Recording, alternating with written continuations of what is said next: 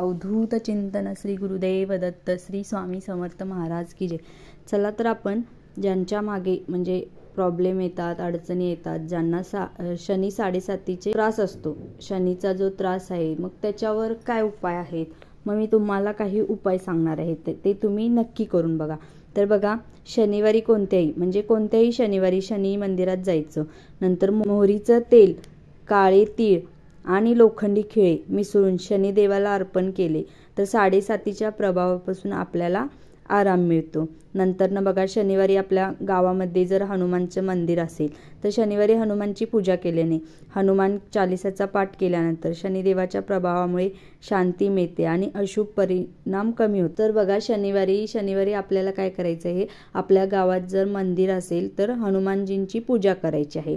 तिथे जाऊन आपल्याला पाया वगैरे पडून दर शनिवारी अगरबत्ती वगैरे लावून यायचं आहे। त्यानंतर घरी आपण हनुमान चालिसाचा पाठ केल्याने देखील शनिदेवाचा प्रभाव कमी होतो आणि आपल्याला शांती मिळते आणि अशुभ परिणाम कमी होतात। त्यानंतर बघा, शनिवारी मासे, पक्षी आणि प्राण्यांना खायला दिल्याने शनीचा प्रभावही कमी होतो। म्हणजे आपण शनिवारी आपल्या पक्ष्यांना जरी धान्य घातलं किंवा प्राण्यांना खायला दिलं तरी प्रभाव कमी होते। म्हणजे नियमितपणे शनिवारी सकाळी पक्ष्यांना धान्य आणि पाणी दिल्याने पण शनिदेव प्रसन्न होतात। म्हणजे आपल्या गॅलरीत, आपल्या अंगणामध्ये पक्षी येतात, मग पक्ष्यांना आपण थोडंसं धान्य टाकायचं, त्यांना पिण्यासाठी पाणी ठेवायचं।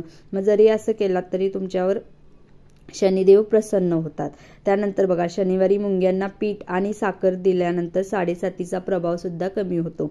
म्हणजे मुंग्यांना पीठ खाऊ घालायचं आहे आपल्याला किंवा साखर। शनिवारी सूर्याला जल अर्पण करायचं आणि चुकीचे किंवा आरोग्य काम टाळायचं आहे। म्हणजे सकाळी सूर्याला शनिवारी उठल्यानंतर पहिल्यांदा जल अर्पण करायचं आहे आणि चुकीचं कामं जे आहेत किंवा अयोग्य काम आहे, आपल्याला वाटतं की हे करू नये बाबा, ते करायचंच नाही आहे शनिवारी। नंतर संध्याकाळी आपण जेवणाच्या टायमिंगला, संध्याकाळी जेवणात काळे मीठ आणि काळी मिरीचा वापर करायचा आहे। जेवणात आपल्या वापर करायचा आहे।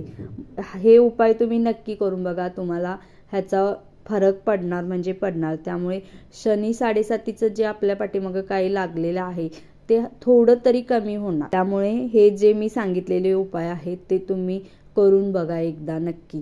श्री स्वामी समर्थ।